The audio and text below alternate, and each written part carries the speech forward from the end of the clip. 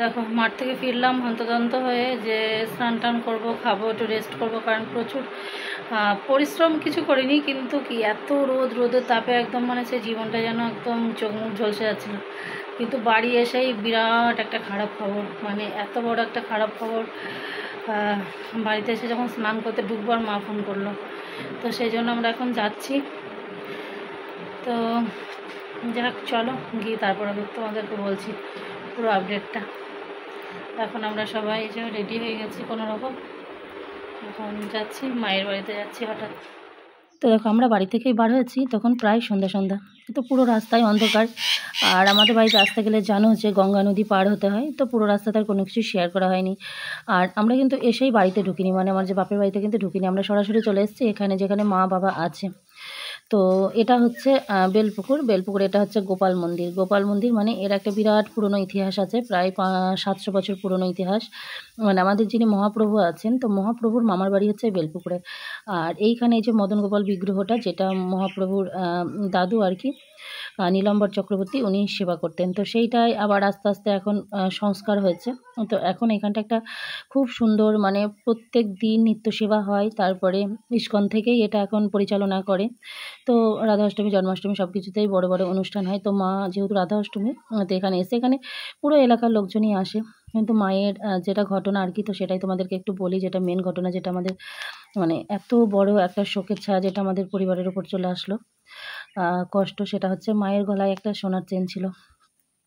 তো মা তো আর ওটা অতটা ভাবেনি যে পাশের গ্রামে আর দিনের বেলার অনুষ্ঠানে এখানে আর কি হবে।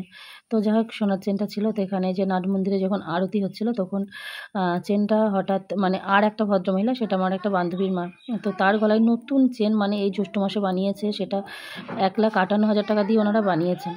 তো উনি আবার প্রত্যেক দিনই, ওনার যেহেতু এখানেই বাড়ি, প্রত্যেক দিন সন্ধ্যাবেলা আসে এখানে, প্রায় মানে সব কিছুতেই আসে আর কি। ওনার গলাতেও ছিল। এবার শুধু যদি মায়ের হতো তাহলে বুঝতাম, যে একজনের হলে বুঝতাম যে হয়তো কোথাও ছিঁড়ে গেছে, পড়ে গেছে, কেটে গেছে, এরকম একটা হবে। কিন্তু ওই ভদ্রমহিলার প্রথম হারায়। তারপরে যখন সবাই মানে যে একজনের হাড় হারিয়ে গেছে, তখন মায়ের গলায় হাত দিয়ে দেখে মায়ের গলাতেও নেই।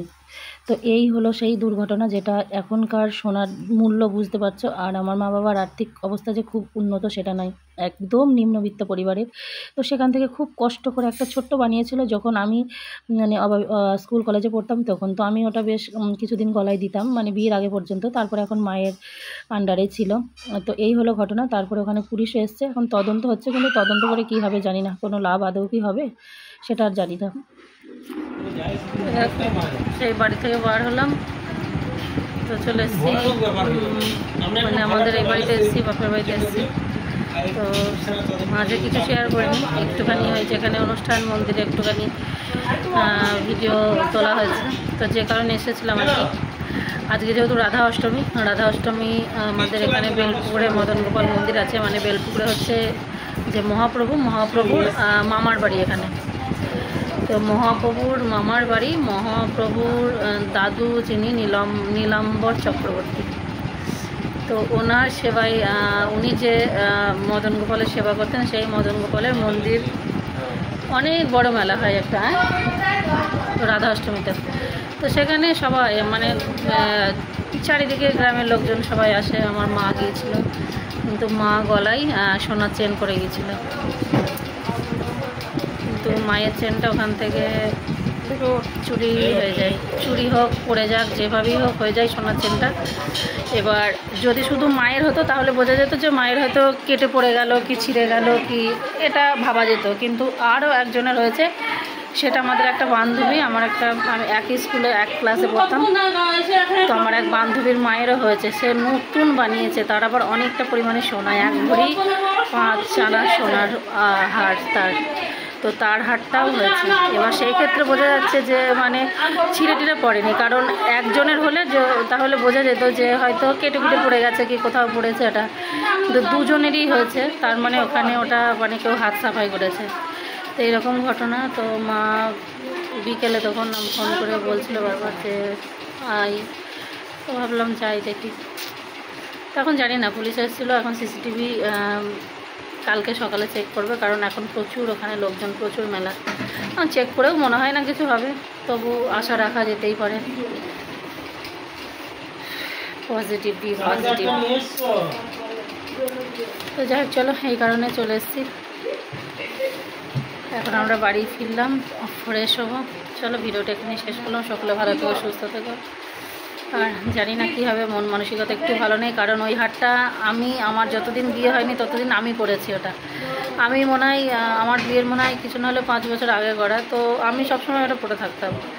তো সেটা একটা বিরাট আরও বেশি কষ্ট যে, আর এখন সোনার যা মূল্য, আর হয়তো জীবনে না পেলে আর সোনা হয়তো হার করতে হবে না জীবনে, এইটাই একটা। তো চলো, টাটা। তো বন্ধুরা, ভিডিওটা তো পুরো শেষ বলতে কি, এসে আর কিছুই মানে করিনি আর কি। আর মন মেজাজ সত্যিই খুব খারাপ, আর বিশেষত মায়ের মুখের দিকে তাকানোই যাচ্ছে না। এখন এত মূল্যবান ধাতু একটা সোনা, যেটা কি বলবো, সাধারণ মানুষ কি মানে অতি সাধারণ, এরা অতি নিম্নবিত্ত। তো সেইখান থেকে এক টুকরো কিছু তৈরি করা মানে এখন আর জাস্ট মানে সম্ভব না, এরকম একটা ব্যাপার। তো যাই হোক, সেই জায়গা থেকে এত বড় দুর্ঘটনাটা, সেটা কেউই মেনে নিতে পারছে না, কিন্তু তবু মানতে হবে, কিছু তো করার নেই। এটা মেনে নিয়ে জীবনে আবারও নতুন পথ চলা শুরু করতে হবে। তো যাই হোক, মন মেজাজ খুবই খারাপ। মা তো একদম মানে সেই মুমূর্ষ হয়ে গেছে, একদম সেই মানসিক দিক থেকে একদম বিপর্যস্ত। বোঝানো হচ্ছে যে কিছু তো করার নেই, যেটা হবে সেটাই মেনে নিতে হবে। ওই যে উপরওয়ালা আছে, মানে ভগবানের ইচ্ছা ছাড়া কোনো কিছু হয় না, কোনো কিছু হবে না। উনি যদি চেষ্টা করে তাহলে হয়তো কখনো ফিরে এরকম নানান উদাহরণ আছে, হারিয়ে যাওয়ার পরেও পাওয়া গেছে, এমন অনেক উদাহরণ আছে পাওয়া যায়নি। তবু মনের কোণে আশাটুকু একটু জাগিয়ে রেখেই জীবনে পথ চলা শুরু করতে হবে। তো এই হলো ঘটনা। তো যাই হোক, চলো, ভিডিওটা এখানেই শেষ করলাম। সকলে ভালো থেকো, সুস্থ থেকো, আর সকলে সাবধান থেকো, সচেতন থেকো।